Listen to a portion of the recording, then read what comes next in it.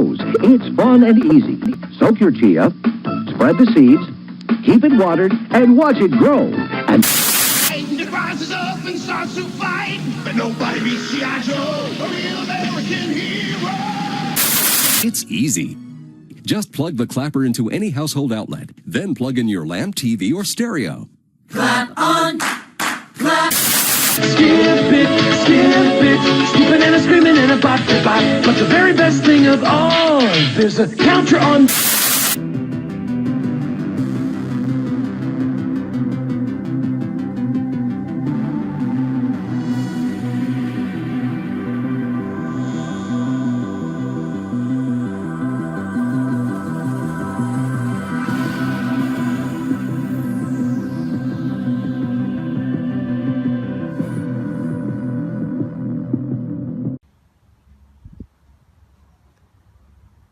Hello and welcome back to another edition of Project GTR. Now if you haven't figured it out, today we're going to be putting in the boost controller. Now I originally thought that this project was going to be a little bit more in depth than what it turns out I'm going to end up doing. I looked at some instructions and I've looked at some forums and everything, and depending on who you talk to, this might be the quote-unquote right way to do it. But depending on your circumstance, at least I think, depending on your circumstance, it's objective. Now eventually I will be doing the following way that I'm going to describe right now once I actually go to dig in here and get to the turbos. But for right now, it just doesn't seem to make a whole lot of sense to try and dig all this piping up just to replace a few lines that are actually working just fine at the moment.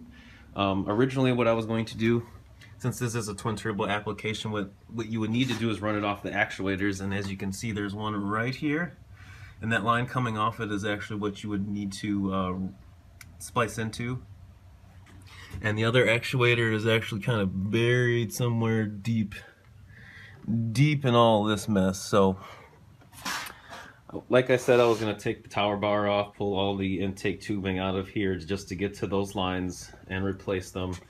But what I think I'm going to do is, I thought I was going to end up ripping out all of the intake side and a bunch of lines and everything. But then I thought to myself, Nissan has already plumbed this for me. If you look here to the left, that's already the boost solenoid, the stock boost solenoid. That's already plumbed in there. All the lines are good. I did a boost leak test, so everything is looking good. So what I'm going to do, you can actually see the new boost solenoid here. I'm pretty much just going to be replacing this unit with this unit here. Up here you have the sender unit, which actually is going to need a signal from the fuel pressure regulator to the intake plenum, which actually on an RB26, here's the fuel pressure regulator. This is the line here that I'm going to need to tee into. So you can see they gave me additional lines with it. So this actually should be a pretty straightforward install. Like I said, I'm just going to replace that unit there. I'm going to have to find a place to mount this, tie this little nipple into the fuel pressure regulator, and then I'm going to have to figure out how I'm going to fish it down into the firewall, which apparently is down under there somewhere. Now, if you get the same kit, obviously you'll notice all the instructions are in Japanese. If you go to Greddy's website, they actually have this exact manual in English in a PDF form, so that's a very helpful. But like I said, for this particular install at the moment, I'm just going to go ahead and use the lines that Nissan put in here just to get everything running. And once I get to a point probably at the end of the car season, because I do actually want to enjoy and drive this car for the summer and try to eliminate a lot of downtime, so I miss the 2.5 weeks of summer that we have here. But like I said, probably September, October, I'm going to be pulling all that out just to get to the turbos and kind of see where I sit with those, replace some lines, replace some gaskets, things like that. And at that point, I will actually pull out all of the stock lines and route it in the correct manner, again, depending on who you talk to, replacing all the lines here, running it along the back of the firewall here over to the new system, and pulling all of these old lines out. But like I said, this is going to be pretty straightforward, so let's just get jumping into it. Alright, as you can see, I've come up with my mounting solutions for both the solenoid and the control unit. There are two 10mm bolts here that actually hold the old solenoid bracket in. Let me get that. You can see there. You can actually use those two holes. As you can see, I used one for the solenoid there and the other one in the back there for the sending unit. I think this will actually kind of work out quite nicely, and it'll utilize the space that's already there. They tell you to use these vibration dampening washers, the little rubber washers between the on the sending or on the I'm sorry. Yeah. They gave you two vibration dampening washers, just rubber washers that they wanted you to put. Make sure you put it on your solenoid here. Or was it supposed to go on here? Let me double check that. The next thing I'm actually going to do is tee into the fuel pressure regulator line that goes into the intake plenum, and connect that, the other end of that tee, to this unit here. Then I'm going to make sure these lines are sitting kind of the way I want them. And then the next thing we have to do, we just connect the two units here. And then this unit is going to have to get thread through the firewall. Here's your connecting units that will end up getting connected to the display.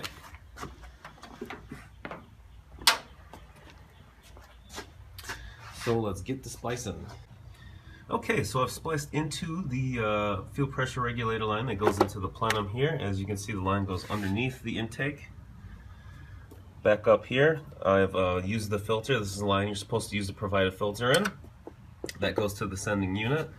You can see I have the boost lines connected to the solenoid. The one with the tape on it is the boost source. The other one should be for the actuator. We just have to get this guy here routed in through the firewall, which is going to be up into that back corner, and that red power wire that's for some amp that is no longer in the car. I'm going to pull that out too, so let's get to wiring. Well, as you might be able to see, this is actually in the back seat here. There was an amp that was wired in here. I know these cars actually come with a factory speaker booster. I don't know if you actually call it an amp or what, but it is very popular to bypass that amp and put one that just drives the rear speakers in here. Obviously that amp must have been sentimental value or something because they decided to take it, but at least they left me with this sweet Toyota tool that in case I drive this car into a lake, I can bash the windows out with this, what is it? M2MK Rescue Man. Awesome. Yeah. Don't plan on driving into the ocean anytime soon, but you never know. This is the guy in question here that I'm really going to be working towards getting out, because I'm not going to put an amp in here. I don't really care. And I really wish they didn't cut the carpet to do that, but what I'm going to end up doing is getting underneath all of that, finding out, oh, that's interesting. Finding out exactly where, see if I can see. Speaker wire. Well, we'll see what we can see here. Gonna have to find the ground to the firewall in here somewhere, so. Alright, so I figured out exactly where the hole in the firewall or passive in the firewall is. It's way, way up in a tiny little hidey hole. Way up there, if you can see. I'll pull in that power cable. That's where I'm trying to get. Now, because I can't really get to it from the engine bay, and I really can't get to it from it here.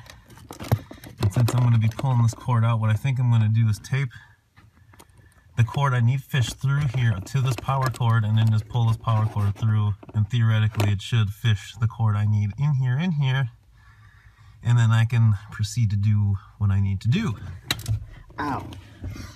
To get to that area, I highly suggest taking this kick panel off on the right. There were two visible screws, and then there's one, if you see the hole right on the other side of the body molding here.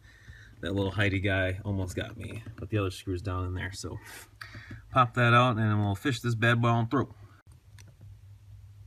Alright, so hopefully I should just pull this through and eventually I should see my blue tape contraption. One can only hope. Ooh,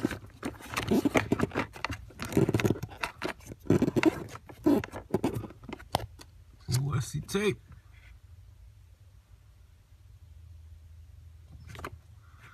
My message will go away. I gotta get my hand in there.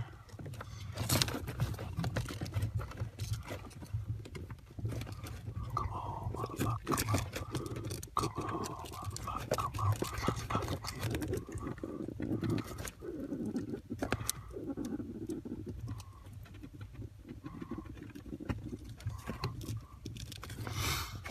Ooh, it's tight. Give birth, baby. Yeah. Bam! That just worked out nicely.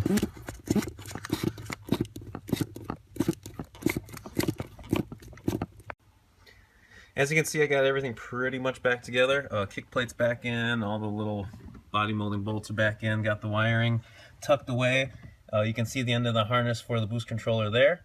One end will be going for the power and ground, and the other one actually goes there, which is for the control unit itself. Got all that crappy speaker wire pulled out of there.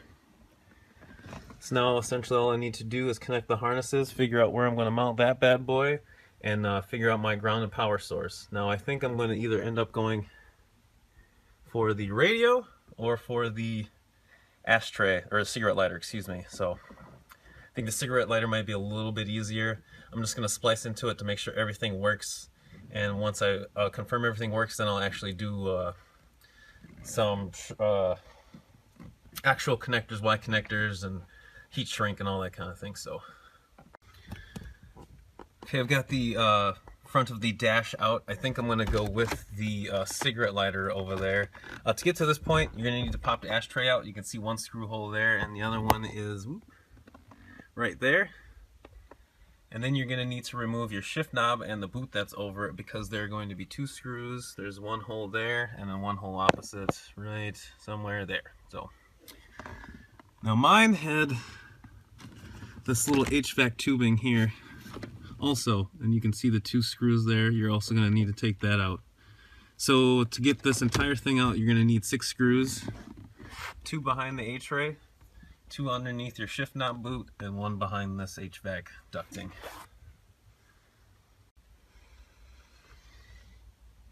Okay, so I figured out my mounting solution here. I think that's actually going to be a nice little spot. This is how the view would be if you're driving. I see it right through the steering wheel there, which is nice. Got the wiring done, or I wouldn't say done. I think I have it wired up how I'm going to actually do it. This is just to make sure everything works before I actually sit there and heat wrap and all that kind of thing.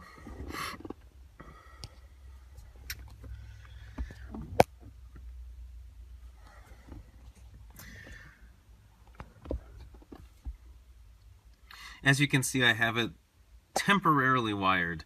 I used the power for the cigarette lighter here, which if you are going to do the same thing, you have a black, you have the black wire here, and I'm colorblind, I'm sorry if I'm wrong, orange with a stripe through it, that's going to be your hot.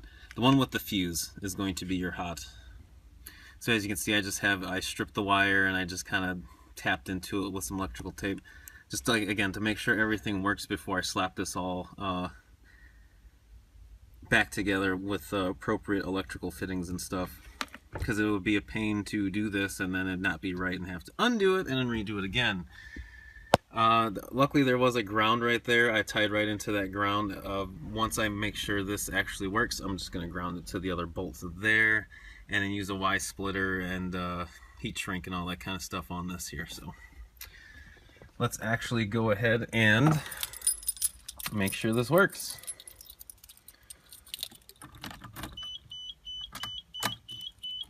Power's on. Pump's priming, and there she blows. Get out of the way. twice. So I'm going to go ahead and take this little guy for a test run to make sure all my settings are straight, and then I'm going to get this all buttoned up here. So again, as you can see, I have everything working. I'm just going to take this for a test drive to make sure everything is working properly and all my lines are hooked up, and get my low and high boost settings set. And then I'm going to come back and cement this wiring in here and slap this all back together. So stay tuned for some test drives. Alright, so we're out on the road. We're just kind of cruising around right now. You can kind of see because of the light. There we go. Right now the boost gauge is actually off. You can see in the top left corner. Hold on. There you go. So we're operating on wastegate pressure, so we're going to see what that is, and I'm going to turn it on and actually set the set dial to maybe 15% and then see what PSI that has me sitting at. But right now the oil temp is still pretty low, so we're going to let her warm up before we actually give her any. Let's see what wastegate pressure is.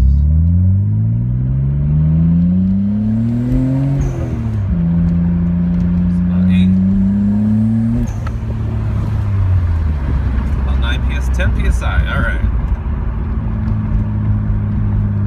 So that's our wastegate. So I'm going to turn it on and maybe go to, let's say 20%, see where we're at with that. So as you can see, I'm actually set to low boost now. It is on. That's high. That's not set.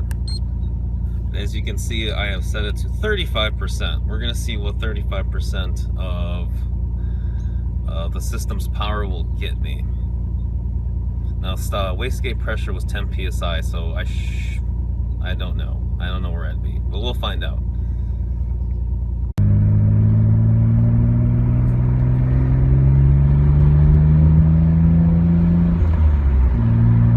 Let's see what we get.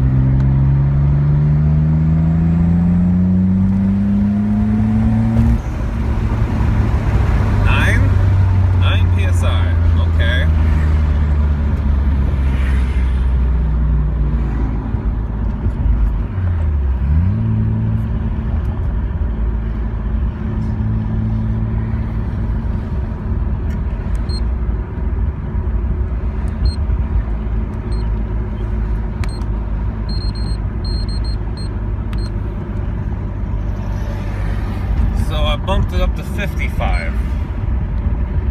Well, I should break 9 psi as a high.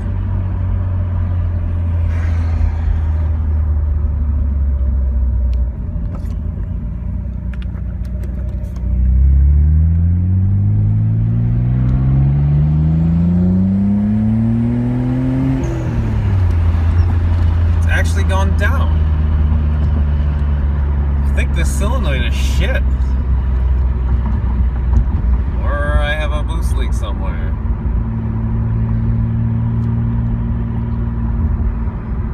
But that doesn't make any sense when I'm doing 10 psi on wastegate and then I turn this on and it goes down. So I did a couple runs and I was making more boost under wastegate pressure than I was with the solenoid and with this boost gauge. When it was off, I was making 10 psi. When it was on, I couldn't break 9. I don't know if the boost solenoid was just faulty, or if I did something wrong. I did boost leak test before. Obviously, when I took the boost pill out, this gauge was maxed. This boost gauge here was all the way maxed, which should be about 14 psi, and that's with the regular solenoid. Now I am in a test mode here, if you can kind of see. It says test there, and then like I said, as I turn it up, now you can really hear it.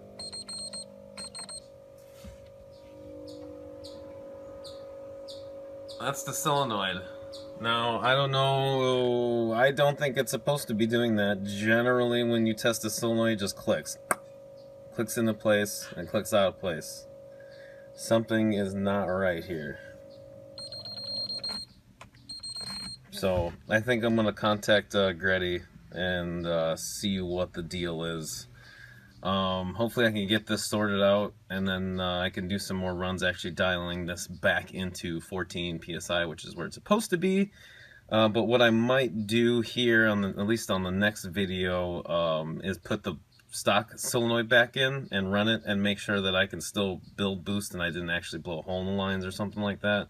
Like I said, I highly doubt it, especially since I haven't even been able to reach 14 PSI and it was running fine at 14 PSI. How I blow a hole in the line at 9 or 10 PSI, that doesn't really make sense. But I'm going to shoot Greddy an email, maybe show him that little clip of the solenoid test and the noise it's making and see what they say.